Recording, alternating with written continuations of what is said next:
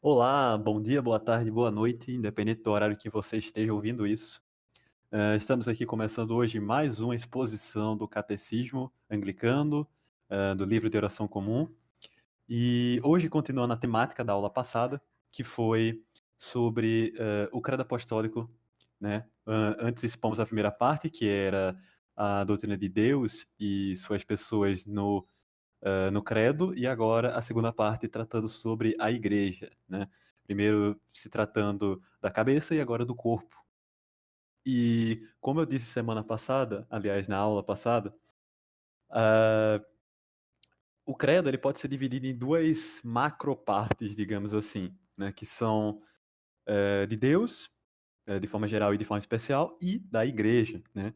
Onde o credo começa com o creio na Igreja Católica. Quando o credo postula que se crê na Santa Igreja Católica, que a gente fala no credo, eu creio na Santa Igreja Católica, o que a gente está dizendo, primeiramente, o que o credo está ensinando? Primeiro, que só tem uma igreja, né? Essa igreja, ela não se divide, ela é uma igreja só, ela é um corpo, e as demais, dois atributos da igreja são apresentados para a gente aí, né? São de que ela é santa e de que ela é católica. Por que a igreja é católica? O que é católica? A Igreja Católica, ou seja, porque ela é universal, né? Católica significa universal. E por que universal? Porque é católica. Porque ela não se limita a um local físico, né? Não se limita a uma cultura, uma etnia, nacionalidade, região, mas ela se estende a toda a humanidade.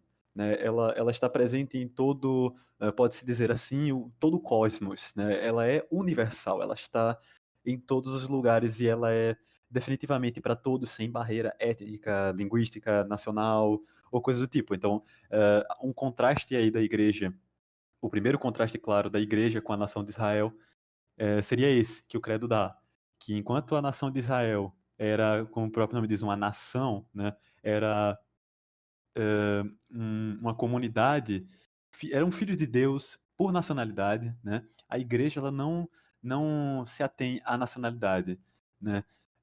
A igreja não é o povo de Deus nacional, é o povo de Deus, aquele povo que é enxertado em Cristo. E isso não depende de nacionalidade, isso não depende de região, nada do tipo, né? Isso é uma coisa que depende unicamente do amor de Deus, né?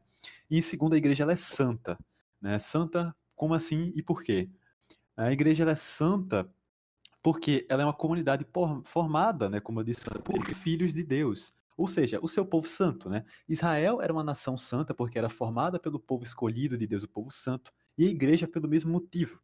Mas a questão é que Israel era a igreja em prefiguração, né? Era a figura do que viria a ser a igreja. De forma que em Israel a gente vê aquele etnocentrismo, né, vê um certo etnocentrismo, um nacionalismo na nação de Israel, de forma que essa nação era o povo de Deus. Mas com o advento de Cristo, né, com a morte e ressurreição de Cristo e a separação que havia antes entre judeus e gentios, ela não existe mais, né? A igreja, ela não é só para judeus, ela não é só para brasileiros, ela não é só para ingleses, ela não é só para isso e aquilo, ela é para todos, né? Para seres humanos, ela é para gente, para os filhos de Deus, né? Ela é para aqueles, o povo santo de Deus se reunir nela, é o povo santo de Deus participar dela, né? Então a igreja ela é santa porque ela é formada por santos, né? Seja em processo militante, né, ainda na terra, ou seja no triunfo nos céus após a terra. E no credo niceno, outro credo, a gente vê também que ela é mais propriamente, né, una e apostólica também, né? A gente vê nos dois credos que ela é católica e ela é santa, mas a gente vê mais especificamente no credo niceno que ela também é una e apostólica. Por que a igreja é una? Como eu abri dizendo aqui, né, o credo ele postula que a igreja ela é uma só, ela não é divisível ou múltipla, né? Embora ela tenha aspectos diferentes, a igreja ela é apenas uma, ela é só uma igreja. Cristo não é esposo de duas igrejas, e não existe uma poligamia eclesiástica. Cristo ele é esposo de uma só igreja, né? A igreja que ele mesmo fundou. Ou seja, só existe uma legítima igreja de Cristo, né? A igreja de Cristo não é múltipla, não existem igrejas de Cristo, existe a igreja de Cristo.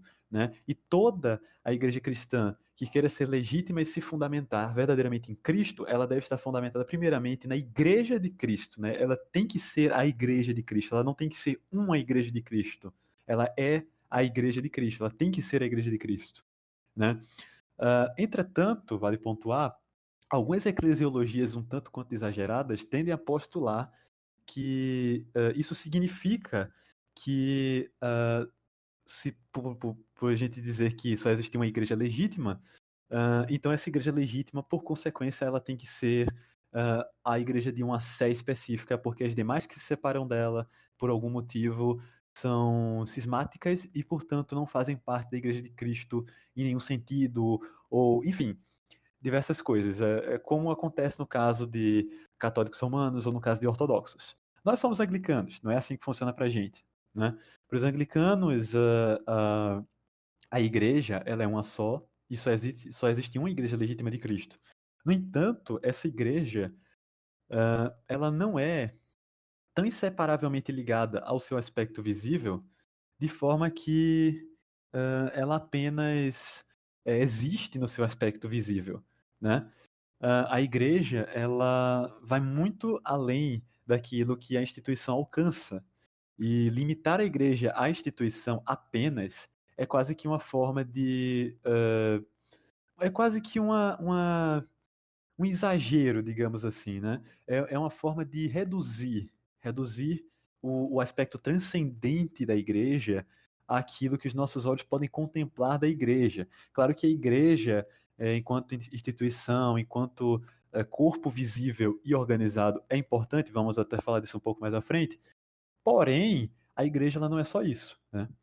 E o outro aspecto que o credo niceno traz, que não aparece no credo apostólico, mas é certo dizer que faz parte do seu ensino, de forma geral, é que a igreja é apostólica, né? E por que que a igreja é apostólica? Ela é apostólica porque ela está fundamentada na doutrina e na sucessão dos apóstolos. Embora a igreja, em um sentido, ela seja a comunidade de batizados, é impossível haver plenamente igreja sem sucessão apostólica.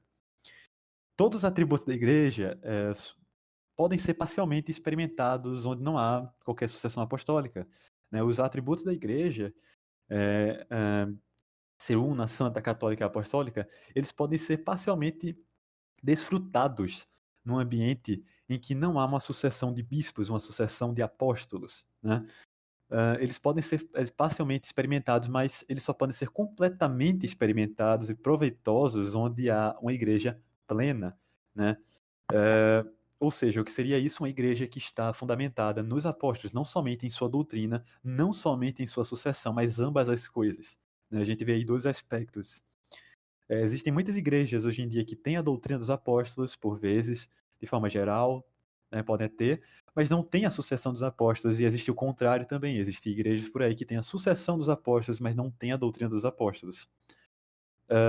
Então, as duas coisas são importantes para se desfrutar da apostolicidade da igreja. Se a gente só tem um dos dois fatores, a gente desfruta desse aspecto apenas parcialmente. E isso é um problema, né? E é aqui que entra a importância de explicar como os batizados fazem parte da igreja, mas ao mesmo tempo não existe igreja sem sucessão apostólica, né? Mas vamos entender primeiro o que é a igreja, né? A gente falou brevemente dos atributos, mas o que de fato é a igreja, né? A gente vê isso no credo, quando o credo fala, creio na comunhão dos santos.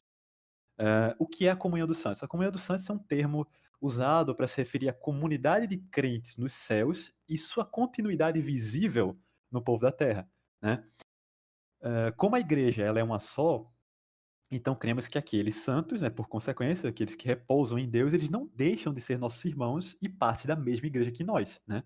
Dessa forma, a gente vê que a noção de igreja, ela transcende a instituição visível, embora não a destrua, né? Porque se a igreja não tivesse nenhum aspecto que transcende aquela instituição visível, então aqueles que estão no céu não estão na igreja, eles saíram dela e foram para uma outra coisa, né? Mas sabemos que eles são parte da mesma igreja que nós. Então, a igreja, ela transcende o aspecto visível. Mas ao mesmo tempo, né, como eu disse, só existe uma igreja. Então a gente pode falar dela, mas a gente pode falar dela, né, em mais de um aspecto. Tal como a gente fala de um ser humano, né, de um homem, de uma mulher, de uma pessoa.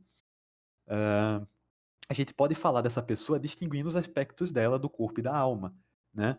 Mas a gente não pode separar, né? A gente não pode falar de uma pessoa como sendo somente seu corpo, por exemplo, né? Então a gente fala de dois aspectos que compõem a mesma pessoa, né? Não são duas pessoas diferentes, o corpo e a alma, mas são uma mesma pessoa, uma unidade psicossomática que se complementa, de forma que um é a forma do outro e um é matéria do outro. Então a gente não pode separar, né, corpo e alma, mas a gente consegue achar essa distinção em algum sentido, né? Nem que seja de forma análoga ou qualquer coisa do tipo, mas há uma distinção, né?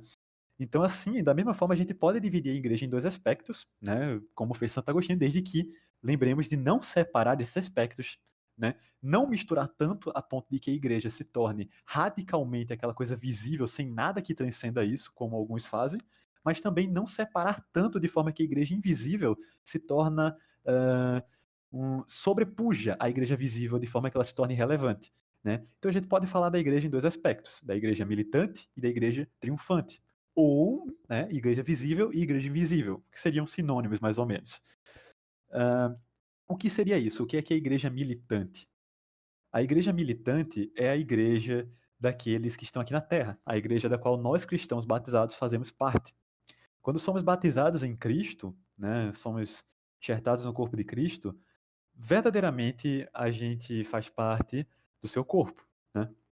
Então, pode-se dizer que se seu corpo é a igreja, então a gente faz parte da igreja. E aqueles que são batizados em Cristo aqui na Terra fazem parte do que Agostinho chamou de igreja militante. O que é a igreja militante? A igreja militante é a igreja, como o nome diz, que milita, né? Que ainda está na luta, que ainda está na batalha.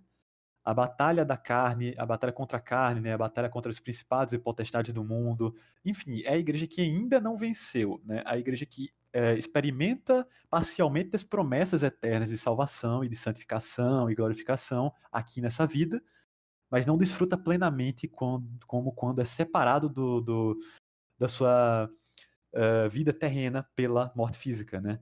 E é aí que entra a igreja triunfante, é a igreja daqueles que foram levados aos céus, né? Daqueles que foram, que já passaram da vida desse mundo, né? Que já a vida desse mundo ficou para trás, né? Já morreram, já pereceram. São os mártires, são os santos, enfim, são aqueles que estão em Cristo de forma plena, né? Aqueles que estão na eternidade com Deus já, que já estão desfrutando da sua visão beatífica unidos com Deus, né? É aquela igreja incessante do céu que está sempre intercedendo pela igreja militante na terra. E então, sabendo que a igreja tem esses dois aspectos e ainda assim é um mesmo corpo, como o credo postula, a comunhão dos santos é isso é a comunhão dos santos, né? É a igreja militante mais a triunfante é a comunhão dos santos, ou seja, a igreja católica. Então, como se participa da igreja, né? O credo, ele vai postar um pouco depois também, que nós cremos na remissão dos pecados.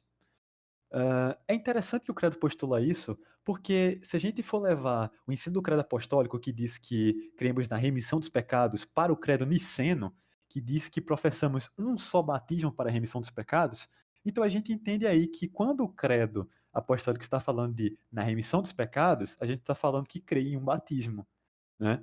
E o batismo é a remissão dos pecados, não só no credo niceno, mas na própria Bíblia também, né?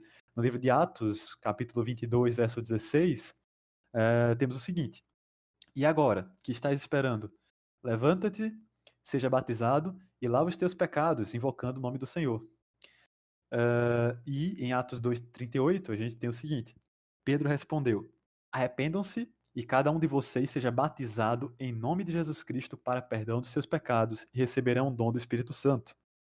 A gente vê que o credo niceno, quando fala que professamos um só batismo para a remissão dos pecados, ele está fazendo uma alusão a Atos 2:38, né?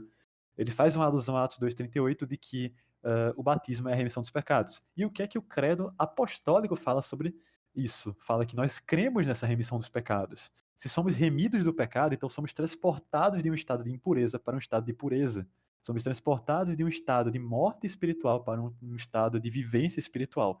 E isso não pode acontecer fora do corpo de Cristo, do qual o batismo, que é essa remissão, nos enxerta, né? Então, os batizados eles são enxertados no corpo literal de Cristo, né, como a promessa sacramental nos diz, em Romanos 6, por exemplo. E por isso eles fazem parte da sua igreja, que é o seu corpo. Se Cristo é o cabeça e a igreja é o seu corpo, aqueles que são enxertados no corpo de Cristo são enxertados na igreja. É um simples silogismo, né? Porém, também existe um outro aspecto em que se entra na igreja, porque esse é o aspecto em que se faz parte da igreja, né? Definitivamente aquela igreja que transcende a instituição, né? Do qual todos os batizados fazem parte, mas existe um outro aspecto da igreja que é tão importante quanto, né? Que é entrar na igreja sob a autoridade episcopal. Sem autoridade episcopal, não há igreja, né? Os batizados, eles fazem parte da igreja invisível, né? Eles estão contados na comunhão dos santos, mas eles, por terem sido, né, enxertados por uma união sacramental, mas eles não fazem parte da sua igreja visível institucional, que só existe na figura dos apóstolos, né, ou no caso de seus sucessores, os bispos. E qual a importância dessa igreja visível? Qual a importância de delimitar a igreja sob um aspecto não somente invisível, não somente sacramental, não somente dogmático, mas também autoritativo, episcopal, apostólico? Primeiro, né, que é aquela famosa frase atribuída a São Cipriano de Cartago, né, não há salvação fora da igreja. Por que não há salvação fora da igreja? Porque fora da igreja não há sacramentos, né? Não há sacramentos válidos fora da igreja. O batismo que enxerta todos na igreja, ele é um sacramento válido independente de quem o ministre. Mas a vida cristã, ela vai além do batismo. Não é só ser batizado e viver numa comunidade sem bispo, não é só ser batizado e voltar para casa, é ser batizado e comungar no corpo e sangue de Cristo, aquele que Santo Inácio falou que não é lícito que se haja a presença sem um bispo, né? Aquele que Santo Inácio diz que não há validade sem que seja realizado por um bispo ou um comissionado seu, né? É o crisma, né? Receber o Espírito Santo não só como regeneração, mas também como infusão de poder, né? É as sagradas ordens, dependendo da pessoa, se a pessoa tem vocação, é a vida monástica, tudo isso faz parte da igreja. E não existe isso fora da igreja institucional. A pessoa ela depende da igreja para ter sacramentos, para ter ordens, para ter hierarquia, para ter vida monástica, para ter definitivamente a garantia, a promessa de que ela vai estar segura naquelas coisas, porque fora disso não há promessa alguma. E não podemos obrigar Deus a agir naquilo que ele não prometeu, né? E como não há uma salvação ordinária sem sacramentos, é importante se procurar uma igreja que possa lhe oferecer sacramentos, né? E em segundo lugar, por causa da própria autoridade em si mesmo, né? Porque aqueles que não se colocam sob a autoridade do bispo, eles estão, segundo o mesmo Santo Inácio, em rebeldia, né? Eles estão em cisma para com a igreja, segundo o que ele fala na Epístola aos Esminotas. Aqueles que não se sujeitam ao bispo, aqueles que não se sujeitam ao sucessor legítimo dos apóstolos, estão basicamente, como São Cipriano vai dizer, buscando ser mais sábios do que a igreja, né? Buscando ser contendores, buscando ser verdadeiros cismáticos com a igreja. Então, a pessoa que foi batizada e faz parte da igreja, foi enxertada no corpo da igreja, ela precisa ser consumada, consolidada na igreja cristã, né? Ela precisa entrar não somente ser unida com o corpo de Cristo, mas desfrutar dos benefícios do corpo de Cristo, para que ela seja mais propriamente guiada em direção à salvação, né? Então, em suma, a igreja ela é uma comunhão de santos que não se limita à terra e não se limita aos céus, e não se limita ao aspecto visível e não se limita ao invisível, mas a igreja ela é a comunhão de todos os santos, todos aqueles santos que atualmente creem e talvez se percam no futuro, todos aqueles santos que vão crer no futuro, todos aqueles santos que creram e levaram essa fé diante de Deus após a morte e estão unidos com Cristo nos céus, e todos aqueles que foram batizados em Jesus Cristo, nosso Senhor, e verdadeiramente foram enxertados em seu corpo, portanto, sua igreja. Porém, a igreja, ela só verdadeiramente se desfruta, ela só verdadeiramente se participa de forma plena, de forma concisa e de forma ordinária, quando se coloca sob a autoridade episcopal, quando se está sob os apóstolos, não somente sua doutrina, mas também a sua sucessão, a sua ordem legítima de ordenações, né? Porque, do contrário, estamos julgando ser mais capacitados do que o próprio Jesus Cristo e seus comissionados que ordenaram pessoas capacitadas para exercer esse ofício, né? E na história da igreja sempre vemos essas pessoas serem tratadas como arrogantes, de fato, como pessoas sectárias, porque se afastam da ordem ordinária da igreja, porque se afastam da apostolicidade da igreja, porque se colocam dentro da igreja através do batismo, mas se recusam a se colocar dentro da igreja em seu corpo eclesiástico, em sua autoridade legítima. Então, por fim, né, nessa aula nós tratamos da segunda parte do credo, né, que expõe a visão católica, ou seja, a visão universal, né, sobre a igreja. Agora fica aí o momento para perguntas. O Gabriel perguntou, citando uma coisa que eu falei, é preciso procurar uma igreja com sacramentos? E ele perguntou, e se eu não estiver em comunhão doutrinal com essa igreja, como a romana ou a ortodoxa? Bem, ninguém pediu que você estivesse em comunhão doutrinal plena com todos os pontos da igreja, em primeiro lugar. Existem pontos em que a discordância é aberta, né? Eu falei sobre isso recentemente num podcast gravado para Wittenbergs, com o padre Fábio, né? Sobre unidade e diversidade, em que lá a gente falou sobre esse assunto, né? Sobre a questão da igreja ser unida e sobre a questão das diversidades saudáveis. Então, eu apresentei minha visão lá parcialmente, que é a de que eu acredito que a igreja ela deve ser unida antes de qualquer coisa. A unidade doutrinária, para mim, ela só existe plenamente quando existir a unidade apostólica. Porque é assim que Deus prometeu que ia guiar a sua igreja. A gente não pode buscar resolver os problemas da igreja sem fazer da ordem ordinária, na forma ordinária como Deus ordenou que a gente fizesse, né? Então, se a gente quer resolver os problemas da igreja, se a gente quer resolver as doutrinas que a gente discorda aqui e ali, etc., é preciso fazer um esforço ecumênico e principalmente um esforço ecumênico em torno da sucessão apostólica, tentar unir a igreja por meio dos apóstolos, né? Tal como ela era unida no primeiro século. É o modelo para todos os séculos. A gente une a igreja na figura dos bispos, que por consequência são os sucessores dos apóstolos, né? Então, enquanto não há essa união, que é imprescindível, não adianta tentar arrumar o resto. É como tentar se enxugar, né, tentar se enxugar depois de um banho de baixo para cima. Você vai enxugar as pernas, quando você termina de enxugar e for partir para cima, já pingou e molhou tudo de novo. Então não adianta inverter a ordem, né? A ordem certa é: se coloque sob o bispo, é o que Santo Inácio ensina. E aí a gente vai consertando as coisas da igreja. Além de que, é claro, né, a igreja romana, a igreja ortodoxa não são as únicas igrejas que detêm sucessão apostólica, né? Eu estou aqui justamente falando de anglicanismo, então a propaganda está aí aberta. Então, um anglicano ou luterano pode comungar numa igreja romana ou ortodoxa? Bem, em tese, deveriam, mas por causa do direito canônico dessas igrejas, não podem, né? E a gente tem que fazer tudo respeitando os outros. A gente não pode chegar lá e exigir participar sem fazer parte daquela comunidade e tudo mais, né? Querendo ou não, a gente tem que ter respeito, né? Se a igreja não está aberta para você na comunhão, não se ire com aquela igreja, né? Não fique com raiva por causa disso. Tudo bem, deixa a comunhão da igreja estar fechada. Você vai sempre achar um lugar em que você pode comungar, né? E se não tiver, Deus vai providenciar para você.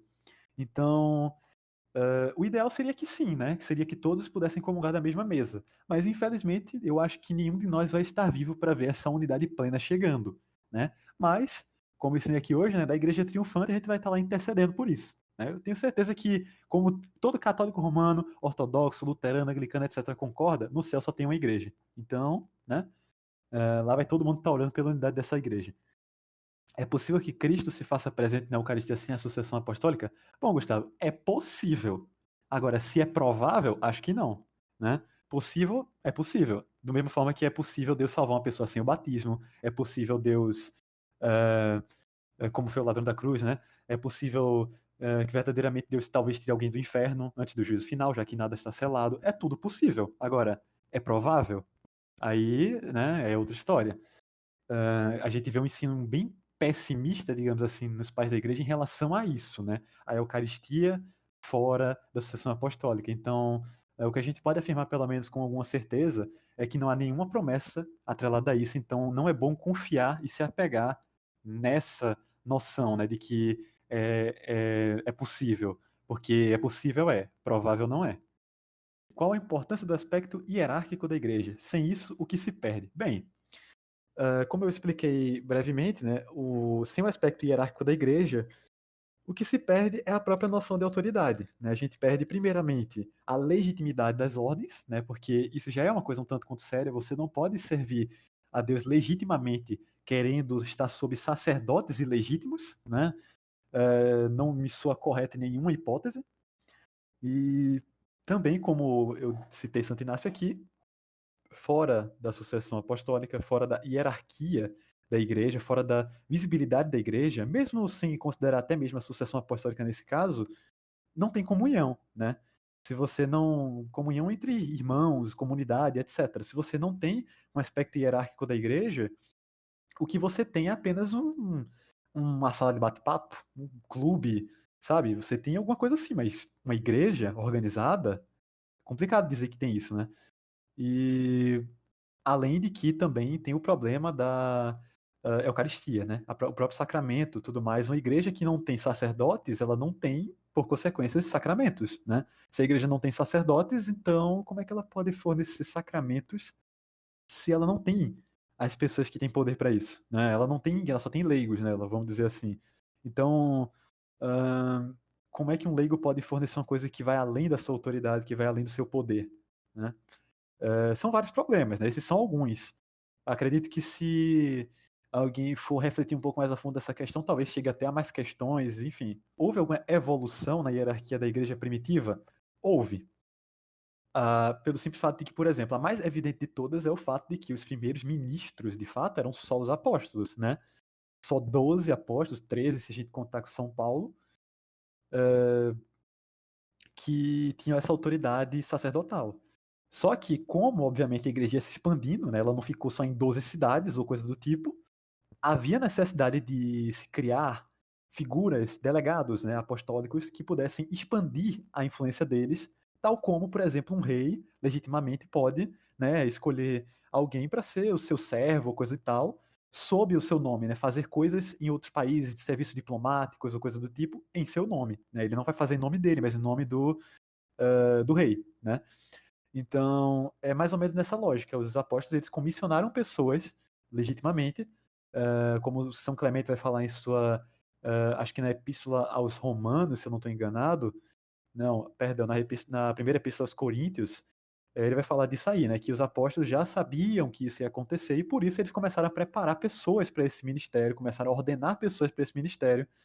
Então, aí a gente já vê uma figura não apostólica, né, sob os apóstolos, mas não eram apóstolos, iguais aos apóstolos, surgindo. Aí já vê uma certa hierarquia, né? Os apóstolos eram maiores do que eles, mas eles eram comissionados apostólicos. E mais à frente a gente vê mais ainda isso, né, no fato de que surgem os diáconos, né, os presbíteros que inicialmente não dependiam de um episcopado organizado, começaram a organizar uma tripla ordem, né, bispos, presbíteros, diáconos, enfim. A hierarquia da igreja, nos 2 primeiros séculos, ela verdadeiramente se desenvolveu bastante. A igreja, para estar unida, deve estar sob um único bispo universal? Não. Pelo contrário. Como São Gregório Magno, Papa, no século V, disse, todo aquele que se proclama bispo universal é o precursor do anticristo. Então, pelo contrário, se a igreja está unida num só bispo universal, um bispo maior do que todos e cabeça da igreja que se coloca no lugar que só Jesus Cristo tem, ele é o precursor do anticristo. Ele não é o símbolo de unidade. Qual a importância do primus inter pares? Bom, o primus inter pares é aquela doutrina que vai dizer que tem um primaz, um bispo que não é necessariamente maior em poder ou autoridade aos demais, mas é maior em honra. Bom, eu não acho que ela seja tão importante no sentido de que é uma necessidade, né? No sentido de que é uma necessidade absoluta. Mas a igreja desenvolveu, né? E é natural, sabe? É natural. a igreja desenvolveu essa teologia dos primazes, né, por exemplo, os patriarcas, né, na Pentarquia, por exemplo, tinham os 5 patriarcas, né, do qual o de Roma era um, inclusive, e eles eram primeiros entre iguais, né? Eles não eram maiores do que os bispos daquela jurisdição, mas eles tinham uma posição de honra maior ali, né, consensualmente dada pelos bispos do próprio patriarcado, da própria província, da própria diocese, etc. Né? Então, isso é uma coisa que acaba acontecendo naturalmente. A gente sempre vê em qualquer igreja que tenha mais de um presbítero, etc., em uma diocese que tenha mais de um bispo, que sempre vai ter um que se sobressai mais. Sempre vai ter um mais proeminente, primais, né, no sentido pleno da palavra, e não tem problema você honrar mais essa pessoa segundo a sua primazia, desde que essa pessoa não tenha mais poder por causa da sua primazia. Né? Então, não é uma teologia, uma crença, uma prática importante, mas é uma prática natural e não é problemática, desde que seja sob esses moldes. Vamos encerrando aqui por hoje. E na próxima aula, o assunto a ser tratado é a lei de Deus e os 10 mandamentos, mas teremos uma participação especial do reverendo Giordano Montenegro, que vai ser o professor na ocasião. Então, acompanhe, né? Espero vocês na próxima semana. E é isso. Um abraço. Deus abençoe.